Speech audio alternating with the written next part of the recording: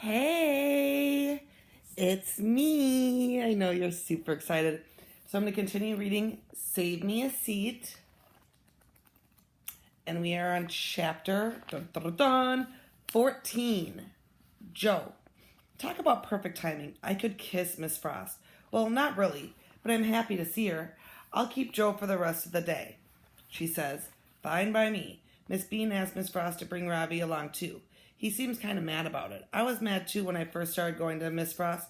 I didn't like the way kids looked at me when she came to get me out of class.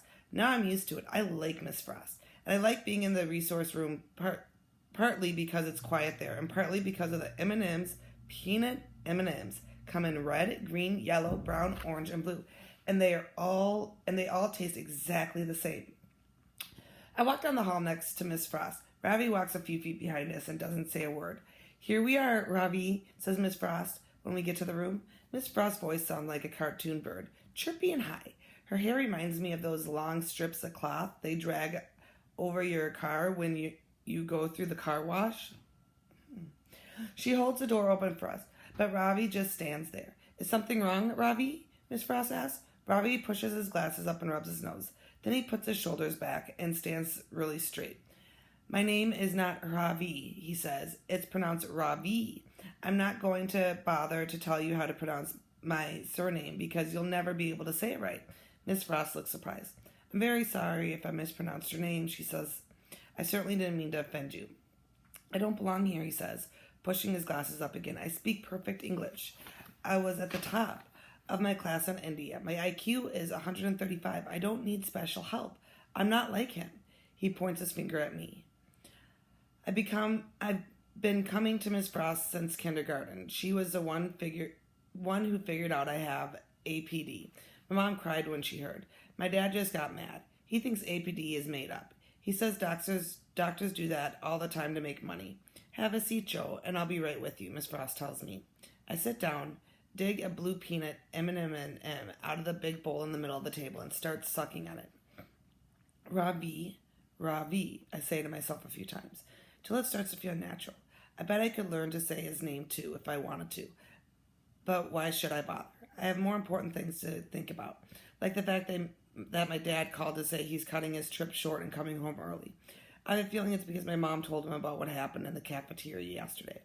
Miss Frost takes Ravi over to the other side of the room to listen to the listening lab.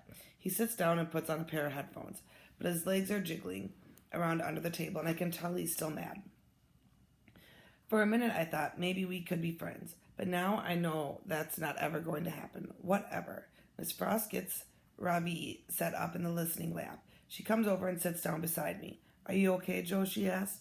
I shrug and dig another blue peanut M&M out of the bowl. Blues are my favorite. Ravi was upset, she says. He's a long way from home and still adjusting. I'm sure he didn't mean to hurt your feelings. He didn't, I tell her.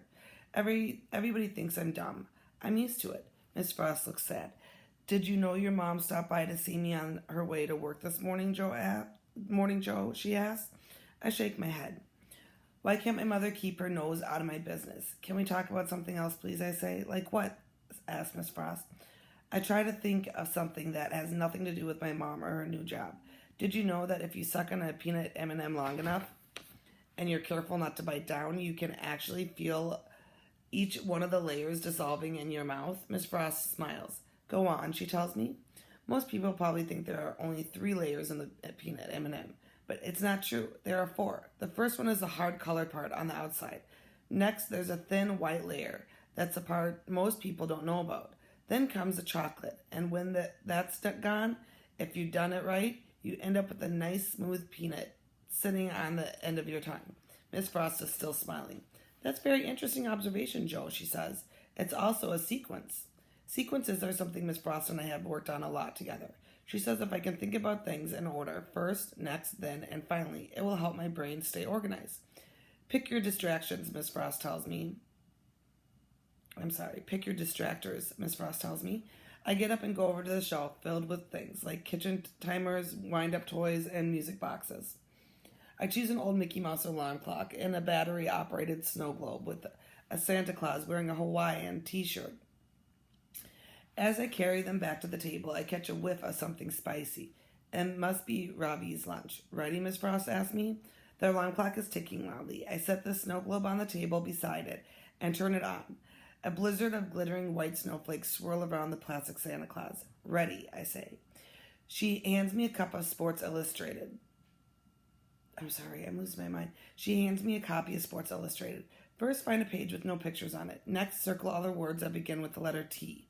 And she tells me, then, copy the T words out on a piece of paper and finally fold the paper in half and bring it to me. Got it. Tick, tick, tick. I tell my brain to ignore the sound of the clock and the swirling flakes in the snow globe and focus on what Miss Frost just said. Find a page with no pictures. Circle the words that begin with T, I say, repeating the instructions. Then what? She asked. The Santa in the snow globe is holding a sign that says, Hollywood, here I come. That gets me thinking about Evan and Ethan. I wonder how they're doing in California. That gets me thinking about the part in Bud, Not Buddy, where Bud tries to sneak onto a train with his best friend. Bugs only he ends up getting left behind with some girl named Diza who wants to kiss him. I don't know what I'd do if some girl tried to kiss me. Probably bite her. Sorry, that was good. Then what, Miss Frost asks again. Crud, I totally lost my train of thought. I hate when that happens. Focus, Joe, Miss Frost tells me. Tick, tick, tick. I close my eyes and try hard to remember the rest of the instructions she gave me a minute ago. Copy all the T words out and write them on a piece of paper. Fold it in half and give it to you. Way to go, Joe, Miss Frost says, putting her hand up to give me a high five. Miss Frost doesn't know that high fives are corny. I look over at Robbie to see if he's watching, but lucky he's busy looking at the dictionary. He asks again if I can go back to class, and this time Miss Frost goes over to him to talk. I can't hear what they're saying, but I guess she gives in and decides to let him go because he shoves his stuff in his backpack real fast and heads straight for the door. Fine by me. Miss Frost offers Robbie an M&M from the candy bowl, and even though there are plenty of colors, wouldn't you know it, he reaches in and takes the blue one. What really ticks me off is that it's a double two M&Ms stuck together. Those are rare. He doesn't say goodbye. He doesn't eat the M&M either. Just puts it in his pocket and heads for the door. Something's different about him. He's not mad anymore. He seems more sad. Not that I care how he feels. I'm glad he's leaving. Joe, says Miss Frost, I'll be back in a minute. Then we can get lunch. As soon as she's gone, I put down my pencil and dump the whole bowl of M&Ms out on the table. I go through them one by one looking for doubles, but there aren't any more. Doubles are rare, especially blue ones. I'm kicking myself. How could I have missed that? Chapter 15, Robbie. The eyes are windows in the world, Emma says. When I was little, she would look into my eyes and tell me they were bright and sparkling, like my mind. That was before Miss Dr. Batra discovered that I could hardly see. In kindergarten, I had a serious copying problem. I could never copy anything correctly from the board. While reading a book, I had to stick my face so close to the page that my teacher, Miss Vincat, suspected that I had some serious reading issues. When she called my mother and to tell her to get me assessed, Emma had cried. She couldn't stand that they were questioning my intelligence. It was Dr. Barta who figured out that the problem was with my eyesight. Now I wear glasses. The power of my lenses is 13, and I can see the world clearly. Miss Frost gives me a book called Fun with Phonics and tells me to read along with the recording of the first story. There's a picture of letters dressed up in it, funny clothes on the cover. This is ridiculous. Does she think I'm a baby? I pretend to be listening to the story, but instead I turn down the volume and shift the headphones away from my ears so that I can hear what Miss Frost and Bigfoot are saying. He's talking to her about candy. I hear footsteps and people laughing out in the corridor. I recognize Dylan's voice. Last one in line gets a wedgie, he shouts. Why must I be stuck in here listening to baby stories when I could be racing off to eat lunch with my new friend Dylan Submarine? I pull off the headphones and stand up. I listen to the story, ma'am. Please, can I go now? I ask, but Miss Frost tells me to sit down and eat my lunch. Will I be trapped here forever like Bud Caldwell was trapped in the shed with the angry bees? I open my tiffin box and slowly unfold my napkin. How sad Emma would be if she could see me now. No wonder Bigfoot made such a fuss when Miss Beam called on him earlier to read out loud. He probably doesn't know how to read a word. I noticed that fat red book sitting on my shelf nearby and realized what I must do. I finished my vegetable biryani in a few quick bites. Miss Frost is still busy with Bigfoot, so she doesn't notice me get up and pull the heavy dictionary down from the shelf. I lay it on the table, open it up to the section marked A, then run my finger down the page. Ask you, assess, yes. There it is. Assimilate. I narrow my eyes and slowly read out the words to take in, digest, incorporate. Ha! I knew it. I knew it. I knew it. I whispered, smiling to myself and shaking my head from side to side. I will show Miss Bean this page, and she will have no choice but to admit defeat. I'll announce her mistake in front of the whole class, pump my fist, and take a bow. How sweet my victory will taste. Ooh, that doesn't sound like a good idea.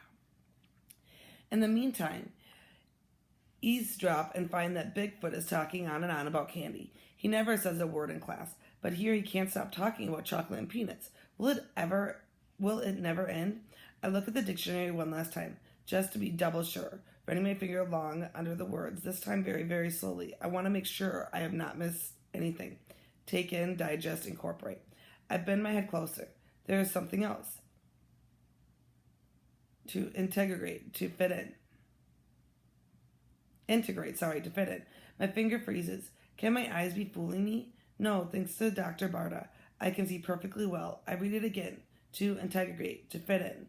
I close the dictionary and quickly pull my social studies book out of my backpack, turning to chapter 1. In this context, Miss Beam had said, I read the passage and my heart feels heavy.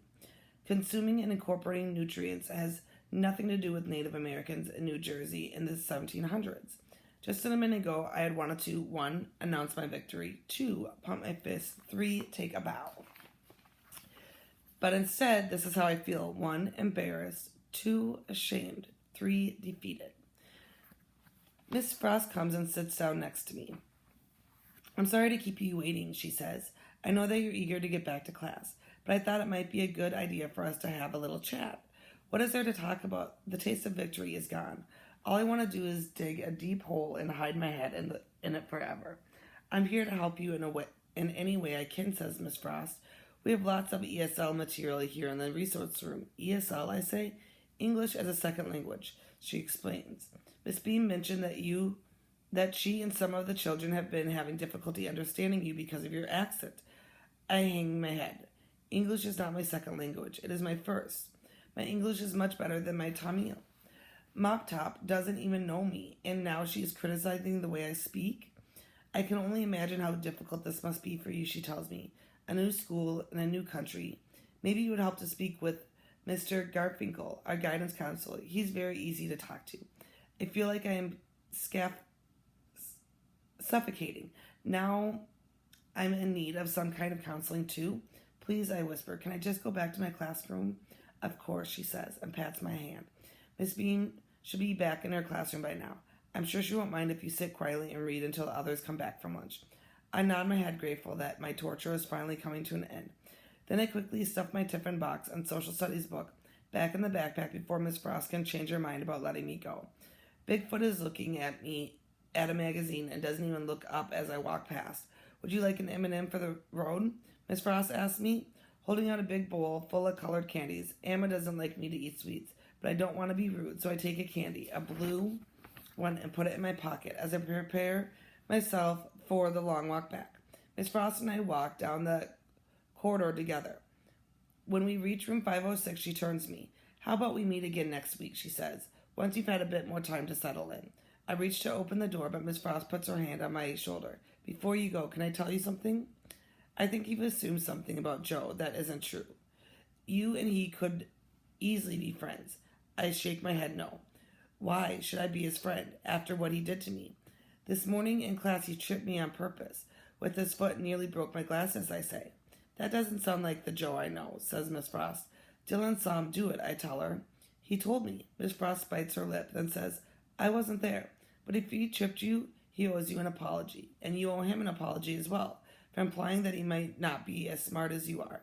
Just because Joe needs help doesn't mean he isn't bright. You shouldn't assume things about a person before you know who they really are. People are making assumptions about me too, I point out. They think I can't speak English or do math, but that's not true. Miss Frost nods her head. You see, she says, assumptions are often wrong. She tells me to remember that. So, very powerful conversation they just had. So, Joe and Ravi are coming from two different sides, but I feel that they might be going through some similar things.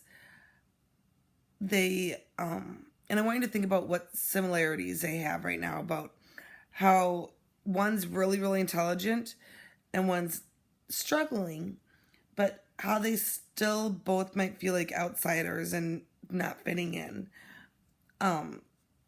Even though they are very different IQ-wise and behavior-wise. So, just think about that.